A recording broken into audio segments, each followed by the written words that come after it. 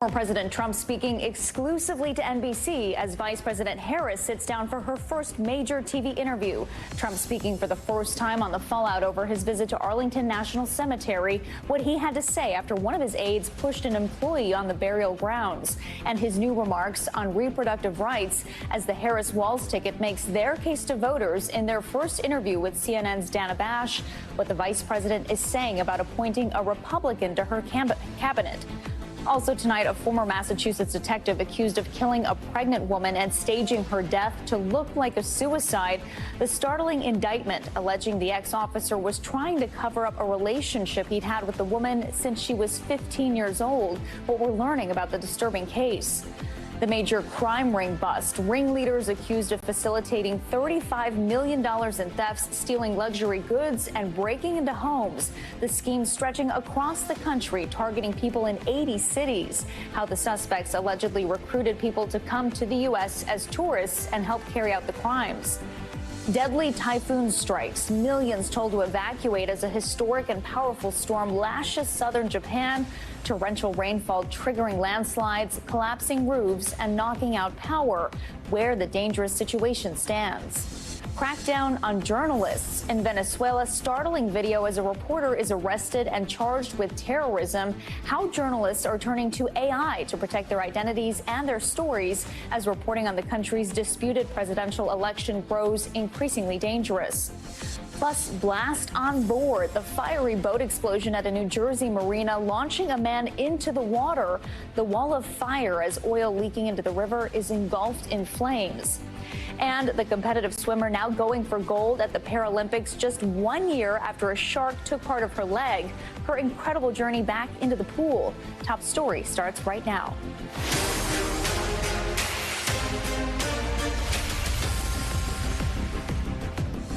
Good evening. I'm Valerie Castro in for Tom Llamas. Breaking tonight, former President Trump going one-on-one with our own Dasha Burns. It comes as Vice President Kamala Harris sits down for her first major TV interview as the Democratic nominee.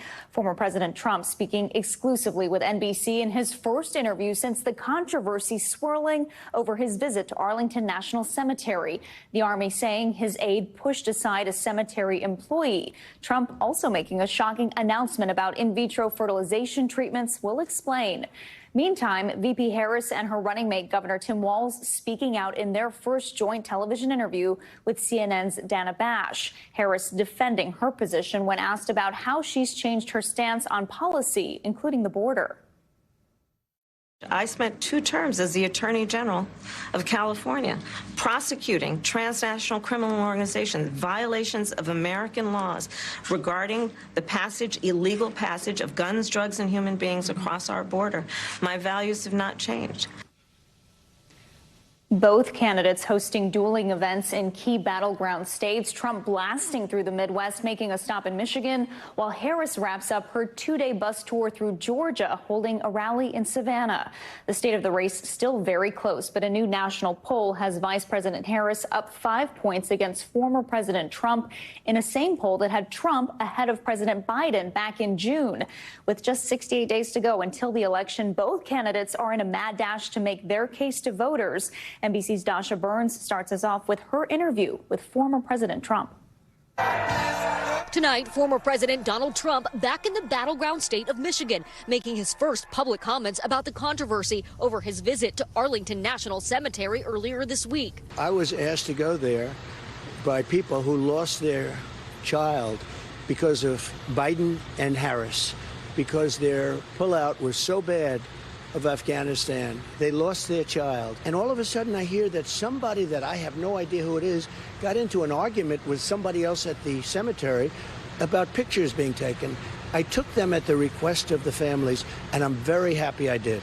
In a statement today, an Army spokesperson said that Defense Department regulations, quote, clearly prohibit political activities on cemetery grounds, and that a cemetery employee was, quote, abruptly pushed aside when trying to ensure adherence to those rules. We lost 13 who great people. The campaign on Tuesday posting this TikTok, highlighting video of Trump's visit, laying a wreath at the tomb of the unknown soldier, then posing among grave sites with family of service members killed in the attack at Abbey Gate in Afghanistan. Should your campaign have put out those videos and photos? Well, we have a lot of people. You know, we have people, TikTok people. You know, we're leading the internet. But on that hallowed ground, should they have put out the images of those? I don't know what the rules and regulations are. I don't know who did it. And it could have been them. It could have been the parents. It could have been somebody. It was your campaign's TikTok, though, that put out the video. I really don't know anything about it. All I do is I stood there and I said, if you'd like to have a picture, we can have a picture. The former president also reflecting on the assassination attempt against him in Butler, Pennsylvania. I wonder, having come so close, do you feel safe these days? It was incredible that happened, that I was turned at that particular point, where something, the shooters would say it was like almost 100% that bad things would have happened. So I view it as, you know, a very positive event. Maybe it's positive because somebody wants me to take care of our country, which is failing so badly. The former president also suggesting first to NBC News if he were reelected, fertility treatments would be covered without giving specifics on how. Under the Trump administration, we are going to be paying for that treatment. So we are paying for that treatment. All Americans who want it? For all Americans that get it, all Americans that need it. And Dasha joins us now from Michigan. Dasha, a lot in that interview. Let's get back to that IVF proposal. Do we have any idea how much that would cost the government? So, Valerie, we actually did the math, and it would cost around $7.8 billion annually based on the amount of IVF procedures that were done in 2022. Meanwhile, the Harris campaign is responding to this in a statement, telling us tonight, because Mr. Trump overturned Roe v. Wade, IVF is already under attack. Meanwhile, Mr. Trump looking to make inroads and headlines on a big night for Harris, Valerie. And Dasha, what else stood out to you in your interview with him today? Well, look, as we know, Vice President Harris is sitting down for her first interview since she has become the nominee tonight. And Mr. Trump wanted to come out ahead of that, and he criticized her for taking so long to do an interview. He's been out on the campaign trail taking questions and doing interviews, sort of a show of force out on the trail, and is challenging Harris to do more with the media. Valerie. All right, Dasha Burns, thank you. Now to our other major headline in the race for the White House. As we've mentioned, for the first time in this unprecedented campaign, we are hearing from Vice President Kamala Harris and her running mate Tim Walz unscripted as they sit down for an in-depth interview. Peter Alexander has that story. Tonight, after growing pressure to take questions and detail specific policy positions, Vice President Harris and her running mate Tim Walz are sitting down for their first interview since Harris entered the race nearly 6 weeks ago. Pressed by CNN why her positions on some key issues have changed. I think the most important and most significant aspect of my policy perspective and decisions is my values have not changed. And saying she would want a Republican in her cabinet. It's important to have people at the table when some of the most important decisions are being made that have different views, different experiences. It comes as Harris is going where no Democratic presidential nominee has gone in 3 decades. Oh, it's good to be back in Savannah. Wrapping up a 2-day bus tour here in southeast Georgia, a blue county in a largely red region, where the campaign is hoping to tighten former President Trump's margins and to repeat Joe Biden's 2020 victory in this critical battleground state.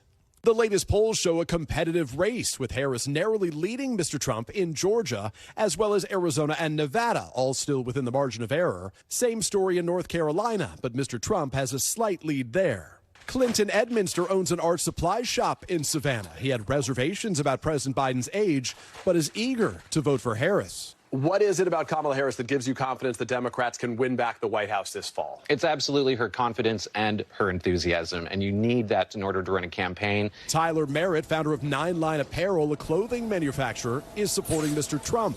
Policy number 5 on his agenda is to bring manufacturing back to the United States, to stop outsourcing, and to allow us to bring the living wages that we need to support our families here in the United States. Maria Cato is a floral designer for weddings, most concerned about her business that's been hard hit by inflation. You haven't decided who to vote for. No, because I'm waiting to see policies that's going to help us, small business, because small business are really hurting. And Valerie, tonight we're learning new information about how Vice President Harris is preparing for next month's presidential debate with a series of prep sessions between campaign stops and her official duties. Multiple sources telling NBC News that they're trying to best figure out how to needle Mr. Trump to get him to appear, in their words, unhinged, and as this source said, to get him to go full Donald Trump. Valerie, back to you. All right, Peter, thank you. For more on the state of the presidential race and what candidates are saying on the campaign trail, let's bring in Jasmine Wright, reporter for Notice, the Washington publication from the All Britain Journalism Institute. She has covered Vice President Harris extensively since her 2020 presidential campaign. Jasmine, thanks for joining us tonight. Vice President Harris told CNN she would appoint a Republican to her candidate if elected president. How significant is this move by the Democratic presidential candidate? Yeah, well, I actually think that it is something that both Democrats and Republicans who are running for president say all the time, that they would, in the spirit of bipartisanship, in the spirit of forming a consensus, bring somebody from the other party into their cabinet. And I'm actually in the minority here, where I don't think that she actually pledged to, but I do think that it shows a willingness to take a step forward towards bipartisanship. I think something that the vice president was hit on a lot when she ran in 2019 is that her policies were so far left that it didn't really create an ability for her to form a consensus down the line, down the middle, both with Republicans and Democrats. Now, after studying under President Biden for 3 years, she is moving more towards the center, moving more towards the consensus part. And so I think that that's what we can really take away from that answer. This interview has been highly anticipated. What do Vice President Harris and Governor Walz need to accomplish in this interview to make it effective for the campaign? Yeah, well, I was talking to a Harris advisor earlier today, and they said that their goal for this interview was really to show the American public more of the vice president's values and how that can connect to policies that she may want to put in place come January, if she actually wins, and also not necessarily be tied to this idea of the first 100 days in office, but be tied generally to the idea of what does Harris want to do in office. And so that was their goal here. And I think if we're talking about that values question that she said to Dana, asking, basically, can you explain the changing positions from 2019 to now, right? That's a major question on a lot of Americans' mind who didn't necessarily understand that shift and that difference. And so I think that that was a question she was always going to get. And her answer there was really illuminating, showing just how much she has changed from 2019, in part and parcel, I've heard from her allies, because she studied under Biden as somebody known to be more pragmatic. What is the significance of where this interview is physically taking place? Does the road to the White House run through Georgia? Well, it certainly did in 2020. And I think that the White House is hoping that the Harris's campaign is hoping that it does again. Obviously, I think the vice president said that this was her 17th trip to Georgia in all 3 years. She had been to Georgia previously before Governor Walz was on the ticket. This is a place where she not only connects with Black voters there, obviously a huge block, but also AAPI voters there. Young voters were in Georgia. Women voters were in Georgia, particularly those suburban women voters that both the Harris campaign and Trump campaign are trying to attract. And so I think this is an important place for the vice president to make a stand. And of course, I think timing wise, it happens to be where that interview takes place after we know that she said that she wanted to make sure that an interview was done before the end of the month.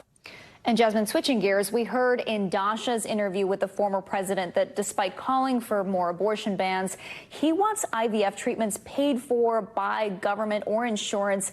What does this signal to you about how much of an issue reproductive rights will play in this election?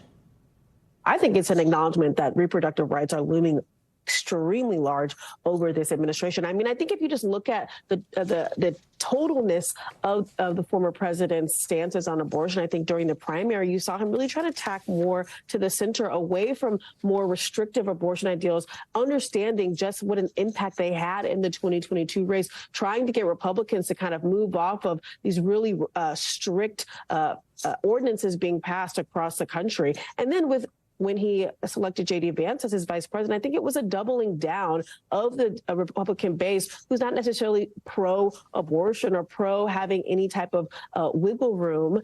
And now you're seeing, after the vice president has taken the mantle at the top of the Democratic ticket, kind of a regression back to trying to move things to the center. I think that the IVF claim that he just made, I mean, that's an insane a shift from where the Republican Party is, not just on the issue of IVF. Obviously, that's been a back and forth with the Republican Party, but just also the issue of mandating things for health care. Obviously, that's not something that conservatives always gravitate towards. So I think that it's a pretty a big shift for the Trump campaign. And I think that he's going to have to answer exactly why he's making that type of proclamation. All right, and looking ahead to the presidential debate, our Peter Alexander reported about how the Harris campaign is prepping. We also know the campaign is pushing back after ABC said the microphones will not be muted when candidates are speaking. What more do you know about that pushback from the Harris camp? Yeah, well, I've talked to a couple of Harris aides today, and what they're saying is that it's still under discussion, no matter what the Trump campaign says, when it comes to the unmuting of mics. And for their part, right, they want America to see Donald Trump for who they believe that he is, which is somebody who feels triggered by the vice president, somebody who could potentially be pushed to say something personal and maybe inappropriate about the vice president on stage. And so that is the impetus behind trying to push for open mics. And obviously, I think that there is a recognition from the Trump campaign, even if they're not saying it implicitly, that opening the mics opens them up to that potential outcome. And that's something that, of course, as his advisors, that they want to avoid. Now, I think the vice president is somebody who, if you know her, you know how deeply and how hard she preps. Sometimes she even over prepares for moments like this. So I think that it's right that she's going to be prepping any moment that she can for the debate. Obviously, she actually started getting in prep mode for the debate months ago when President Biden was still on the ticket, and she was still expected to debate whoever Trump's running mate would be. At that time, it would be J.D. Vance. And so she has been kind of pulling through these debate sessions. They've been happening at Howard University, her alma mater here in D.C. And so I think you're going to continue to see her, even if she's on the trail, trying to figure out, getting these points, getting these one-liners that she's kind of famous for, potentially an I'm speaking moment if the mics do happen to be open come September 10th. Really trying to make sure that the American voters not just see her for who she is, but also see Trump for who they believe he is. All right, reporter Jasmine Wright with Notice. Thank you so much for your time.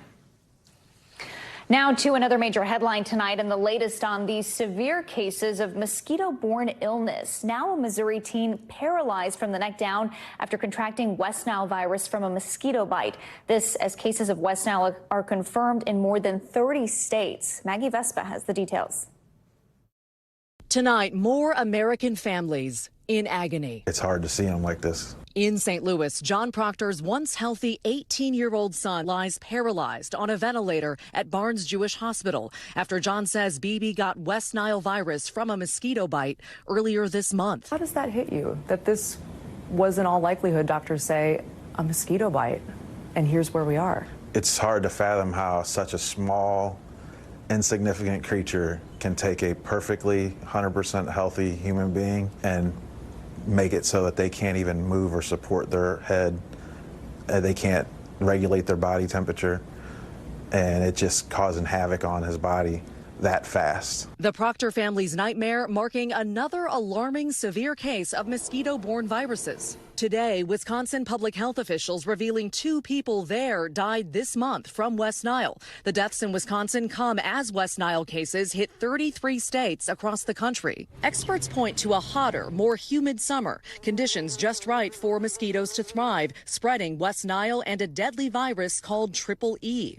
Health officials in Massachusetts today announcing a second human case of eastern equine encephalitis in a woman in her 30s. 5 states total now reporting cases, as the effects of mosquito-borne illnesses hit home for a growing number of families. I just keep telling him, look at my face. Is Dad scared? And he goes, and that's how we get through. Are you scared? I'm scared.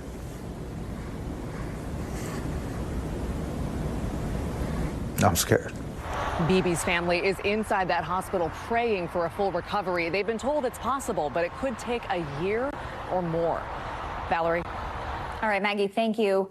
Now to the Middle East. The Israel Defense Forces raids in the West Bank entering their second day, sparking concerns the region could become an extension of the war in Gaza. For more on the crisis, I want to bring in Danielle Hamamdin, who's in Jerusalem tonight. Danielle, what's the latest?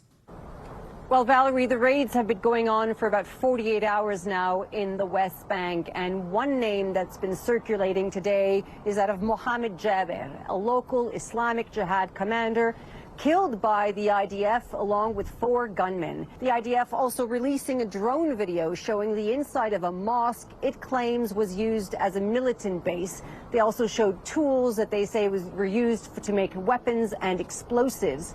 Why now? Well, they say that this is in the wake of an attempted suicide bombing in Tel Aviv last week. The bomber was from a city called Nablus in the West Bank, but the attack itself, or the attempted attack, was directed, coordinated, organized by a network based in the city of Tulkarem, which also has a camp which is currently still sealed off by the IDF. Now, Islamic Jihad, of course, backed by Iran, but many of these men who have taken up the weapons will tell you that this is not about supporting another country. This is about resisting the Israeli occupation. Khalid Mashal, a senior Hamas official in the political branch of Hamas, in the past 24 hours calling on Palestinians and their supporters to resume suicide bombings in the occupied West Bank. The reaction by the UN Secretary General urging de-escalation, saying that this is fueling an already explosive situation. Over to Gaza, in the past few hours, the WHO, the World Health Organization, has announced that Israel has agreed to humanitarian pauses in specific areas of the Gaza Strip to allow for a massive vaccination campaign against polio. 640,000 children need 2 doses of the polio vaccine. It'll start in central Gaza, move to the southern part of the Strip, and then to the north, all that starting on September 1st. Valerie? All right, Danielle, thank you. Staying overseas to the deadly typhoon that has battered southern Japan, the storm killing at least 4 people and forcing millions more to flee their homes. NBC foreign correspondent Josh Letterman has more on the scale of the destruction. Tonight, southern Japan recovering from a historic and deadly typhoon. The storm peaking at the equivalent of a Category 4 hurricane, packing winds over 150 miles per hour as it barreled toward the coast, leaving at least 4 dead and dozens more injured. Typhoon Shanshan, now the most powerful storm to hit the island nation in decades. Officials ordering more than 5 million residents to evacuate. Torrential rains causing rivers to surge, sending floodwaters rushing through the streets and submerging vehicles. Power lines mangled across roads, buildings ripped apart. In the central Japanese city of Gamagori, this landslide burying a home, killing 3 people inside. Emergency crews pulling 2 others from the wreckage. The storm also causing massive travel delays, with hundreds of flights canceled. This plane forced to abort a landing on its final approach. Some American tourists now left stranded. If the power failures really continue to go on for the next couple of days, then we're going to be screwed. Japanese carmaker Toyota closing down all 14 of its plants across the country. Shanshan now downgraded to a severe tropical storm as it climbs north. Japan's prime minister briefed on the disaster, warning the effects of the storm's wrath will be long-lasting. As the nation grapples with a once-in-a-generation storm whose destruction is not yet over. Josh Letterman, NBC News. All right, still ahead tonight, the ex-officer accused of killing a pregnant woman. The FBI arresting the former Massachusetts detective, alleging he covered up her death by staging it as a suicide. What we're learning about their relationship. And the crackdown on a crime tourism ring. Several arrested for orchestrating a scheme to steal millions. How they used tourist visas to carry out the crimes. And it could be a bumpy ride for those flying United this busy Labor Day weekend, the flight attendant strike, and how the airline is responding.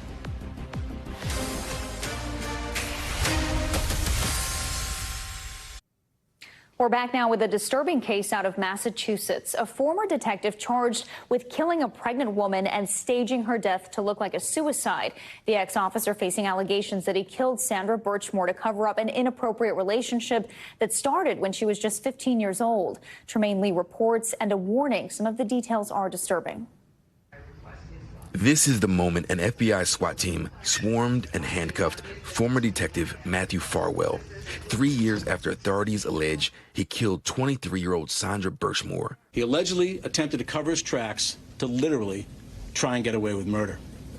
And he almost did. The former Stoughton, Massachusetts police officer is accused of strangling Birchmore in February of 2021 while she was 3 months pregnant, then staging her apartment to look like she took her own life. He used his knowledge and experience as a law enforcement officer to stage her death to look like a suicide. Court documents allege Farwell had an ongoing illegal sexual relationship with Birchmore that started when she was just 15 years old and enrolled in a youth program for kids interested in law enforcement. Phone records show the two exchanged more than 32,000 text messages in the year before she died, some indicating the two met up for sex while Farwell was on duty. Matthew Farwell's gun and badge did not grant him authority to violate the Constitution. And it certainly didn't entitle him to sexually exploit, abuse, and rape a child before killing her and her unborn baby in an attempt to cover up his alleged crimes. Before she was killed, police say Birchmore told a friend she was, quote, excited about the baby, but Farwell did not share the sentiment, allegedly telling her, that's not my child. I don't want anything really to do with you, and then pushing Birchmore to the ground, according to the indictment. In the hours leading up to Sandra's death, she reached out to a photographer to inquire about booking a newborn photo shoot. She also reached out to a friend about obtaining baby clothes. Farwell's attorneys have not responded to NBC's request for comment. Birchmore's family and supporters have been outraged for years, questioning the handling of the case. Police audio, obtained by NBC Boston, suggests the family was skeptical from the start. Her death was ruled a suicide. I regret, ma'am, that I have to tell you that Sandra is deceased. Oh, my God. I'm very sorry for your loss. She would have committed suicide. She was so happy to be pregnant. The Stoughton Police Department opened an internal investigation after Birchmore's death, concluding in addition to Farwell's inappropriate relationship with Birchmore as a minor, 2 other Stoughton officers, including Farwell's brother, and a 4th officer who is now at a different department, had inappropriate relations with her in their capacity as police officers, though they did not specify her age at the time. The things that they did to her are disgusting. She admired the police. She wanted to be a police officer. They took advantage of her. All 3 Stoughton officers have resigned, and the 4th former officer has not been named. So far, Farwell is the only one that's been charged. The other officers have denied the allegations made against them in a civil suit brought by Birchmore's estate. Stoughton Chief Donna McNamara has called for the men to be decertified as police officers so they can never serve again. I said this 3 years ago when it happened. I said it 2 years ago in a news conference. This is a horrific situation. Tremaine Lee joins us now in studio. Tremaine, these allegations are very serious. What kind of time could this officer be facing, and could there be any more charges filed? Very serious indeed. If this officer is convicted, he's facing a minimum of life in prison, and state charges could be warranted. Information has already been passed on to the state police and the Norfolk County DA. All right, Tremaine, thank you.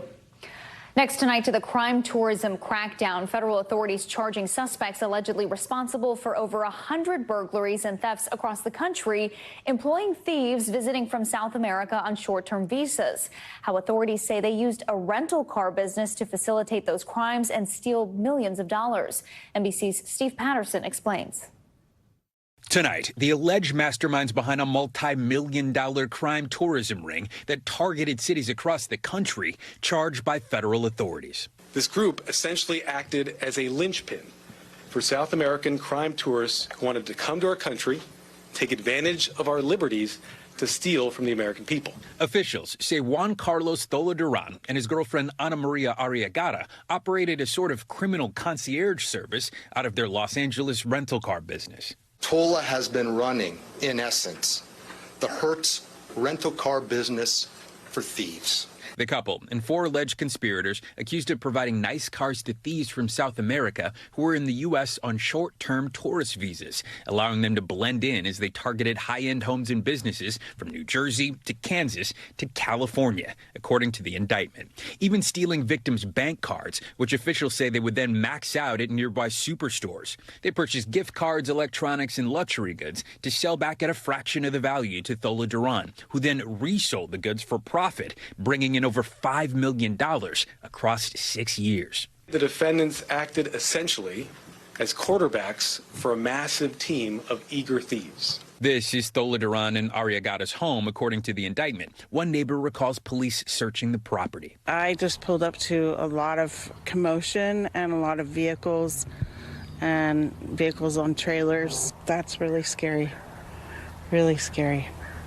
No wonder there was so much activity. The stolen funds, secured from at least 120 burglaries and thefts in 80 different cities, according to the indictment, would go towards buying real estate and even horses. Since 2019, I'm proud to say that we have arrested over 130 suspects responsible for perpetrating these crimes, with a vast majority using vehicles from Driver Power Network. Crime tourism is proven to be a serious issue in the U.S., especially in Southern California. Last year, officials sounding the alarm over Chilean criminal gangs who took advantage of a 90-day visa program that allowed them to enter the country with no criminal background check.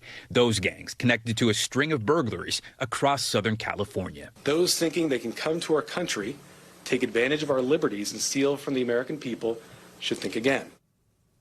And Steve Patterson joins us now from Los Angeles. Steve, this appears to have been a pretty complex operation. What specific charges are these suspects facing?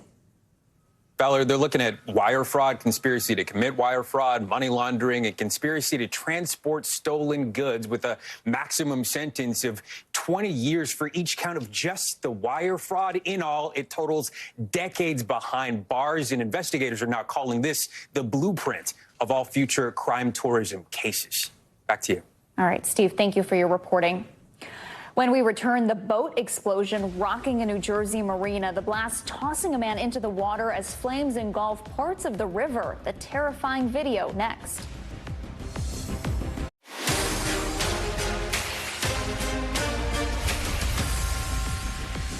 We're back now with Top Stories news feed. We begin with a D.C. police officer killed while retrieving a gun from a sewer. Police say they saw a man throw a gun down a storm drain before getting onto the back of a motorcycle and escaping. When investigators later went to retrieve the gun, it went off, killing Officer Wayne David. Police offering a $50,000 reward for help locating the suspect who dumped the gun and the person on the bike who helped him escape. An explosion at a New Jersey marina launching one man into the water and injuring another. Video shows fire from the boat igniting leaking oil, sending flames across the river. 2 people were hurt but are expected to survive. The cause of the initial explosion still under investigation, but no foul play is suspected. A highly contagious bacteria killing 3 apes at the Jacksonville Zoo and Gardens in Florida. The apes succumbing to shigellosis, which is spread through feces, food, or water and affects the digestive system. 2 of the apes were brothers and had pre-existing heart conditions, which made them more vulnerable. The zoo quarantining their other monkeys and saying that the apes showing symptoms are making progress towards recovery. And United Airlines flight attendants voting to authorize a strike on the eve of Labor Day weekend. Just about all of the union voting in favor as they negotiate a contract to replace their temporary one. Flight attendants asking for pay while on the ground, as well as a base pay increase and other demands. While the vote comes right before a busy weekend, the airline says it is not likely to affect Labor Day travel. We turn now to the latest in the Idaho murder trial. Brian Kohberger, who's accused of murdering 4 University of Idaho students in 2022, appearing in court today for a hearing about where the location of the trial will take place. For more on this, I want to bring in NBC's Dana Griffin. Dana, you have some news just in from the judge. Tell us what you've learned.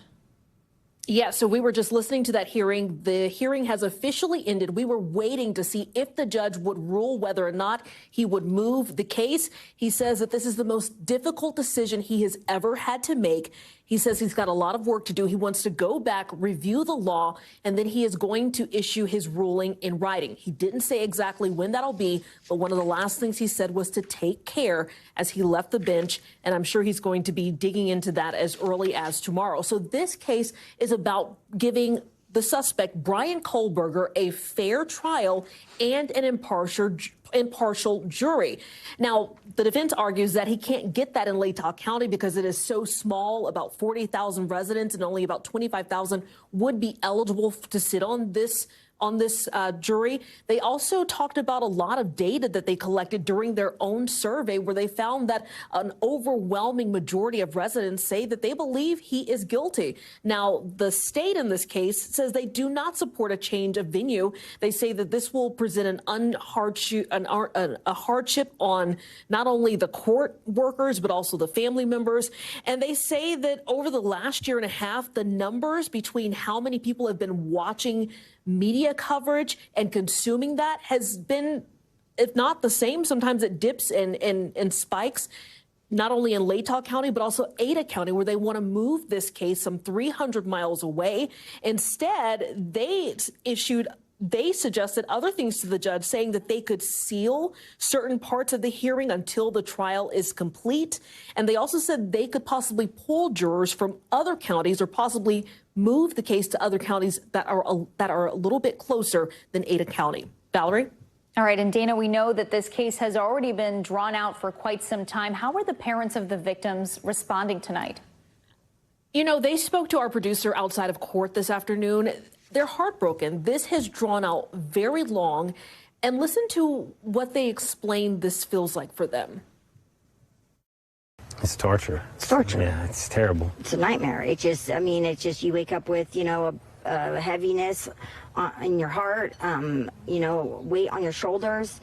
That just gets heavier and heavier and heavier as the days go by. We can't count how many cases have started after ours and are already done. Obviously very heartbreaking for not only this family, but the other victims' families. And the parents also added that, this is where the murders occurred and they want the case to end in Latah County. Valerie? All right, Dana, thank you for bringing us the latest. Now to a troubling new report from the Department of Justice accusing the FBI of mishandling cases of child sexual abuse. The department's internal watchdog saying of the hundreds of reported cases, many went overlooked. The report comes after years of sweeping criticism over the FBI's handling of the investigation into disgraced USA Gymnastics doctor Larry Nassar. Ken Delanian joins us now from Washington. Ken, walk us through more of the DOJ's findings in this case. Hey, good evening, Valerie. Look, 3 years after the FBI acknowledged botching the investigation into convicted sex predator Larry Nassar, this new audit finds that the Bureau is still failing to protect children who have been sexually abused. The report by DOJ Inspector General Michael Horowitz reviewed a sample of 327 cases and found 42 that were so deficient that auditors felt compelled to contact the FBI and urge immediate attention. In one case, the audit found that a child continued to be sexually abused for 15 months and another child victim was abused by the same person while the FBI failed to investigate the case.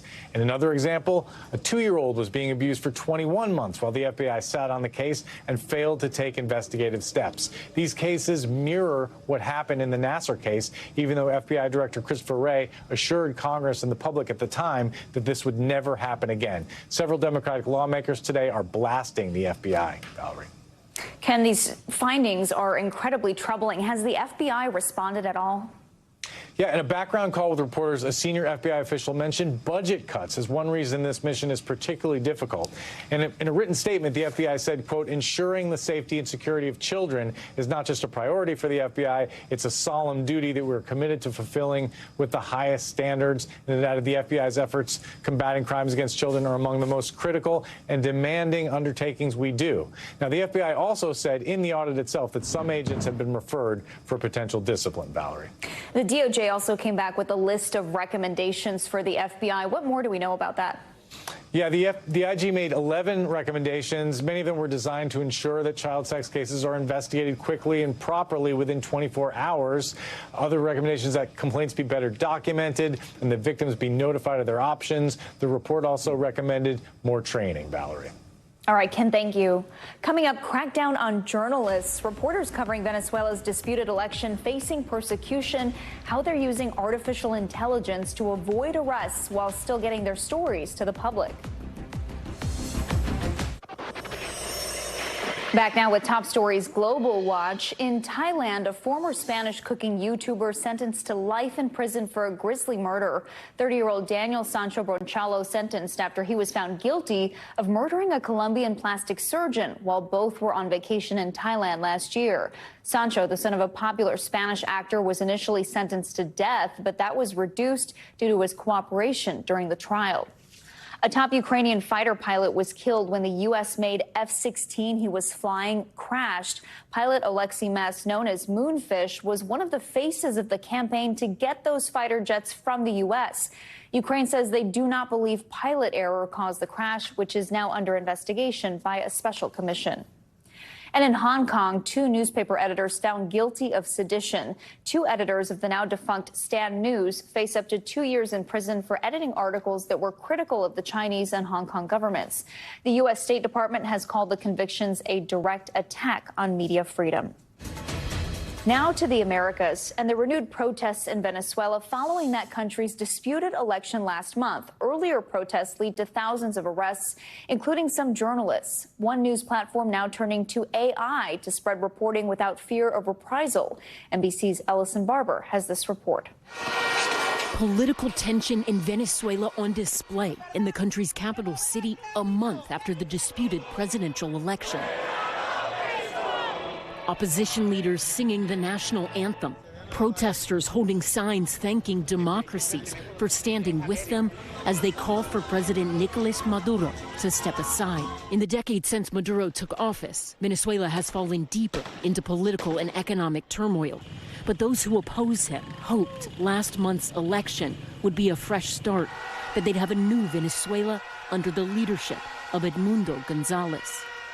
They published what appeared to be authentic tallies from 80% of polling machines showing Gonzalez winning by more than a 2-to-1 margin, according to an Associated Press analysis of those tally sheets. Edmundo Gonzalez won by a landslide, 67% of the votes. Also, we were able to gather original tally sheets. We were able to digitalize them. We have them on a web page so that everybody in Venezuela and abroad can see the actual official results. Amid the internal and international concerns over election irregularities, Maduro doubled down. Addressing a crowd of supporters from the presidential palace, he said, "Y con la moral constitucional."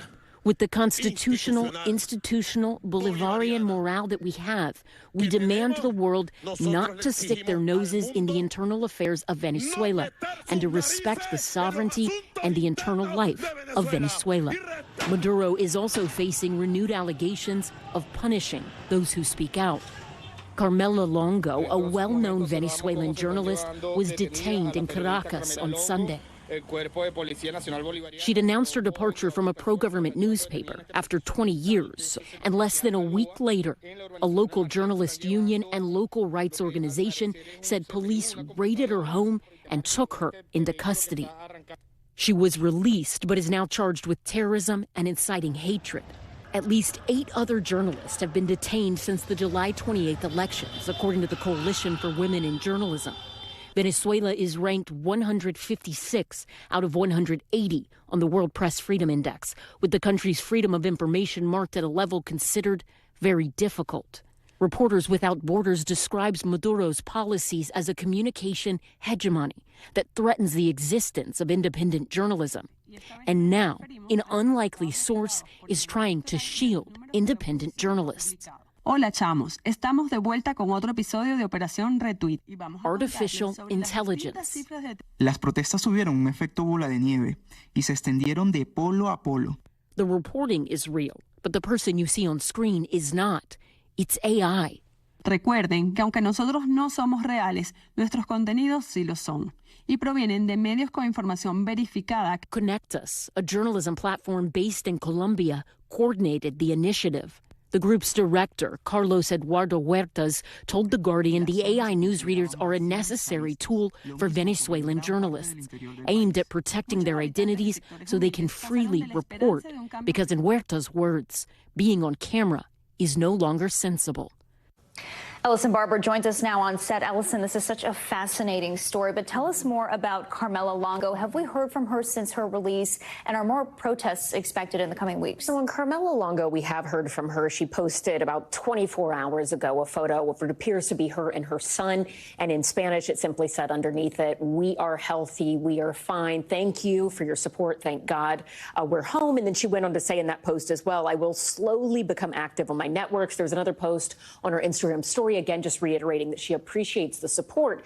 In terms of her directly talking about this arrest and what's happened, I'm not sure if we're going to hear anything from her, at least in the immediate future, in part because after she was charged with terrorism and inciting hatred, one of the stipulations upon her release, and this is according to the National Union of Press Workers, was that she cannot leave Venezuela, she must make regular court appearances, and she cannot speak publicly. In fact, the language they use is forbidden about her case. So we might not hear more from her for now, but we do expect to see protests across the board continuing tomorrow. The opposition party has said they plan to continue with these protests. The big question, of course, though, is what, if anything, it will mean for Maduro moving forward. I'll remind people, and this is something I reported on the ground at the time, Juan Guaido, it was not that long ago, 2019, the U.S. and 57 other countries recognized him as the legitimate president of Venezuela. Maduro did not leave. So the question is, can these protests be the ones that finally make a change in Venezuela? But for now, Maduro seems to have the support of both the military and the police force within that country. All right, Ellison, thank you. Up next tonight, from trauma to triumph, a Connecticut woman making her Paralympic debut after losing part of her leg in a shark attack, how her near-death experience is pushing her to achieve greatness at this year's Games. Stay with us. We're back now, and day one of the Paralympic Games is complete. Team USA plunging into the pool, taking home 3 silver medals in para swimming.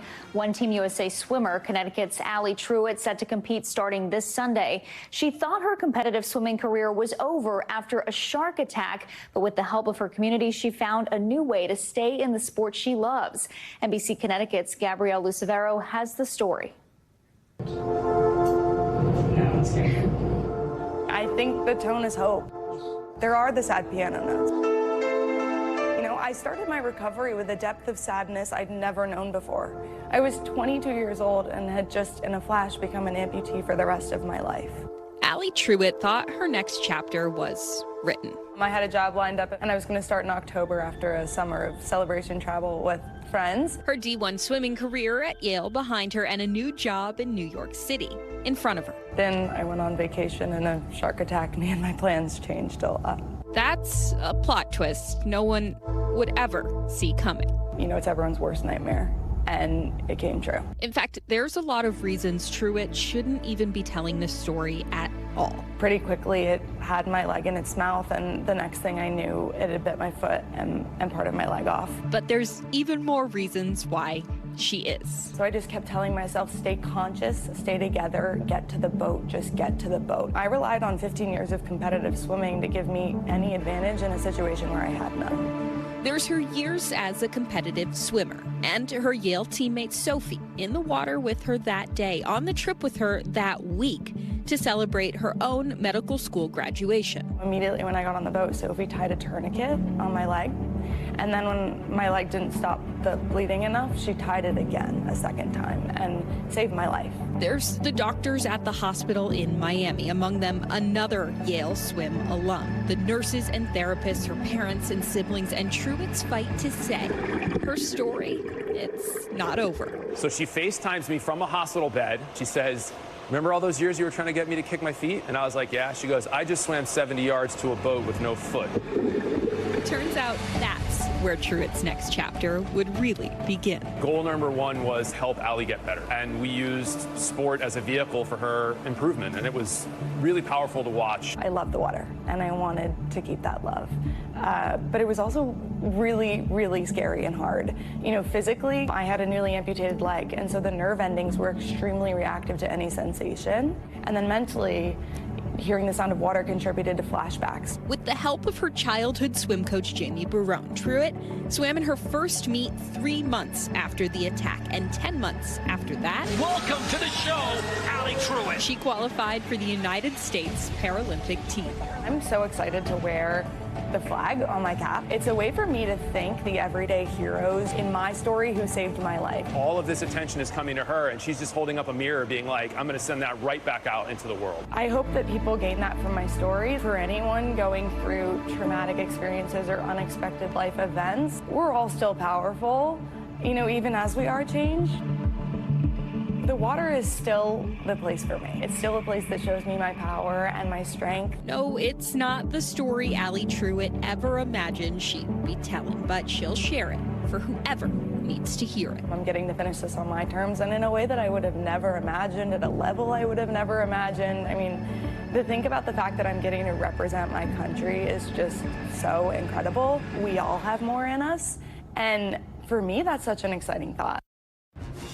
Now that is a comeback. A reminder, you can stream the Paralympics on NBC and Peacock. Thanks so much for watching Top Story. I'm Valerie Castro in for Tom Llamas. Stay right there.